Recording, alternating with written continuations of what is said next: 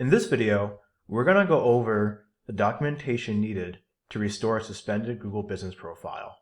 We're also going to cover a few steps on the best way to hand this documentation to Google. Let's begin. So the first thing you're going to do is make a Google Drive folder and be sure the folder is shareable. So over here, I have a Google Drive folder that I just made. I'm going to click on the name, click share again, and we're going to change this from restricted to anyone with the link. And you can keep it on viewer. Go ahead, click done. All right. Next, we're going to add a Google Doc to the folder and make sure the doc is shareable. So we're going to go back to this folder.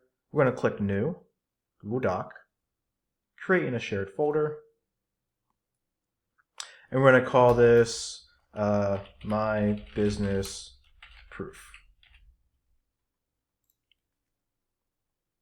All right, let's go back to our steps.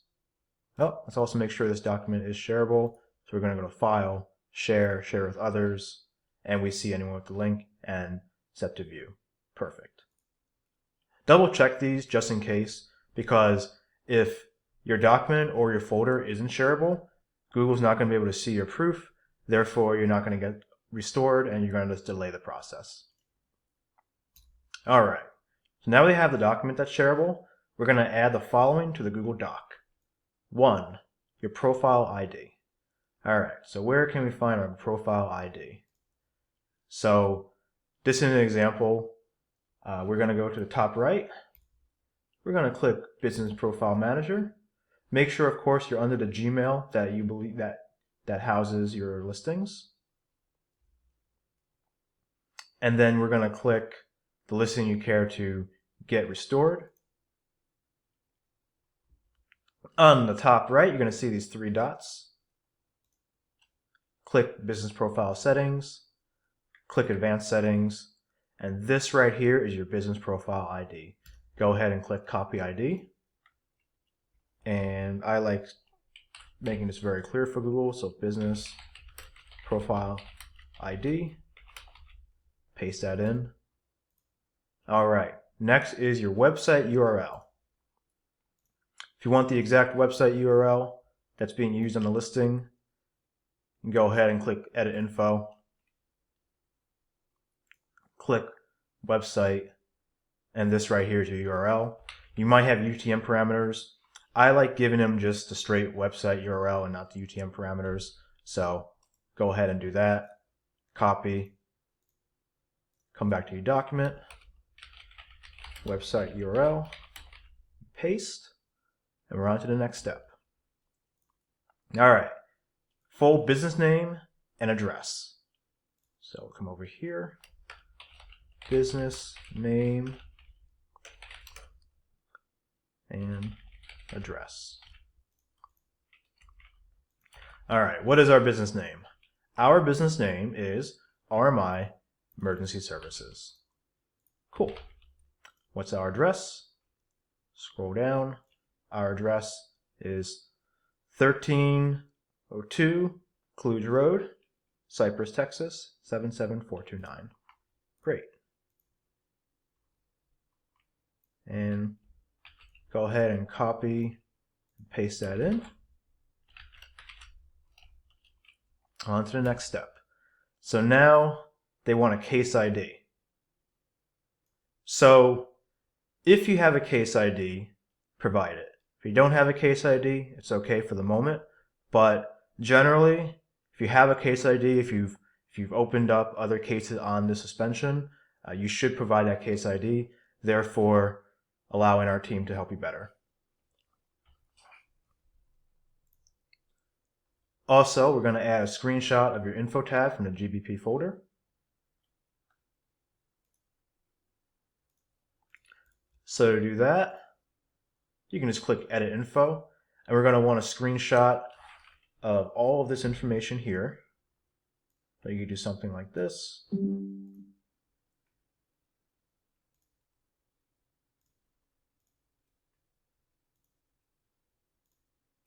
And then scroll down, capture all this information.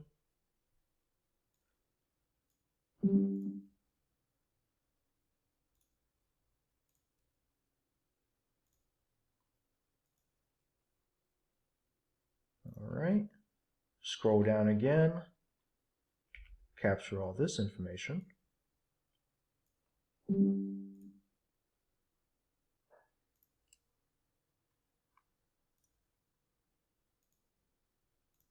And scroll to the bottom and capture the rest. We're going to probably have to do one more screenshot.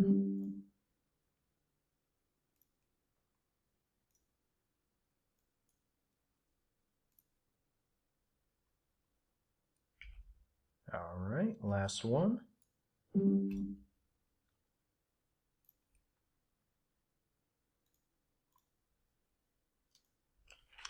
All right. Right now I'm just labeling those screenshots from 1 through 5. We want to make the job of whoever's looking at our case as easy as possible. Put yourself in the auditor's shoes. If you make their life difficult, then they're probably just going to reject the case.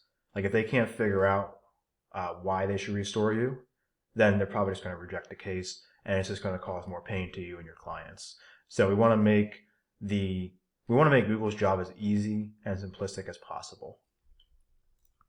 And so we're going to go ahead and add those images to our folder as well.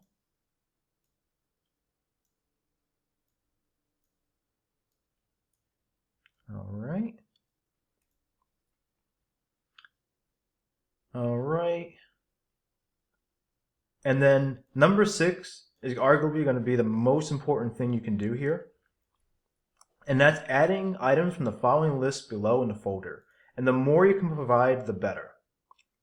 So in general, Google support will want to see at least 3 of the following as business proof. So that could be any of this. Official business registration from a government entity. Business license issued by a local government authority. Business tax confirmation letter, such as an EIN from the IRS from the U.S. businesses. Certificate of insurance from provider. Lease agreement for the business location, plus the signature page. Recent business bank statement with account number blacked out. And supplemental proof can help as well there. Recent utility bills such as electricity, ideally phone, water, internet. And photos showing permanent business signage either at a physical location or on the business vehicle. And the next part is key here. The business name, address, and phone number on the documents you choose should match exactly 1 for 1 the information you added to your Google Business Profile. Now, the only slight exception there is if you have LLC on your documentation, but you don't have LLC on your Google Business Profile, that's perfectly fine. But past that, past LLC, Inc., etc., everything else should match 1 to 1. And the more of this you can provide, the better. Because once again, you're basically presenting a case to Google saying, hey, we are a real business. This is what Google wants to see if they're going to end up agreeing with you. They want to see undeniable proof that, yes, you are a real business. And I get it. Some of this stuff, certain businesses just aren't going to have. But you should be able to provide as much of this proof as possible to Google. All right. Now, what does Google not want to see? They don't want to see paperwork anyone can just make. So that's business cards, that's signage that doesn't look permanent, and I'll show you a few examples of that. So let's scroll through some of these examples. So here are some examples of good signage. So signage outside is really good to show.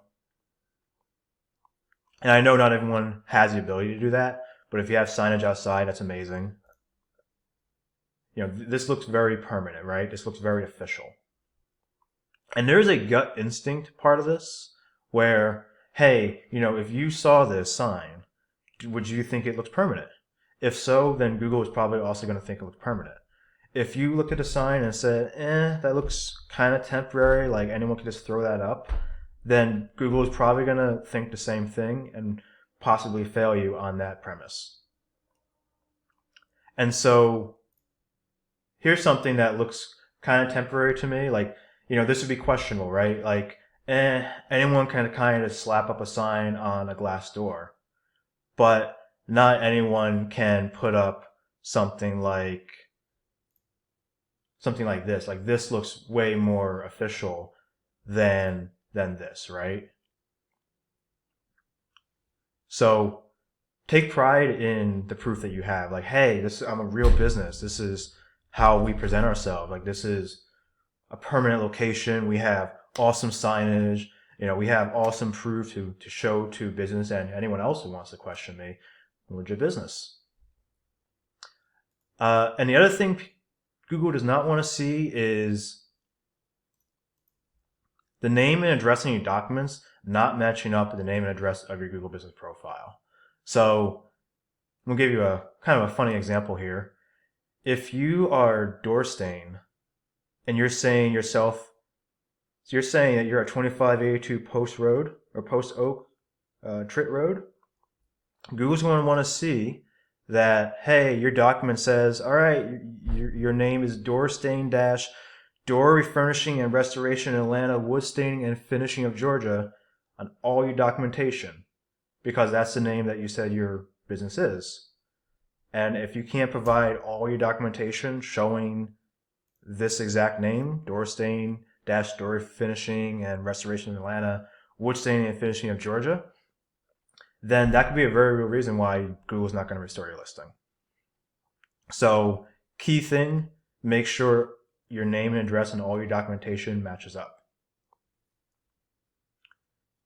All right. Once you have all this information, put all this documentation into the folder that you made. So at least 3 of these items here. And once again, the more of this you can provide, the better. All right, I don't want to drag this video on much longer. If you have any questions, feel free to reach out, and stay tuned for another video where we actually go over the process of how to peel your Google Business Profile. There's actually 3 different checkpoints you can go through to try to get it restored. Stay tuned, and see you in the next one. Bye now.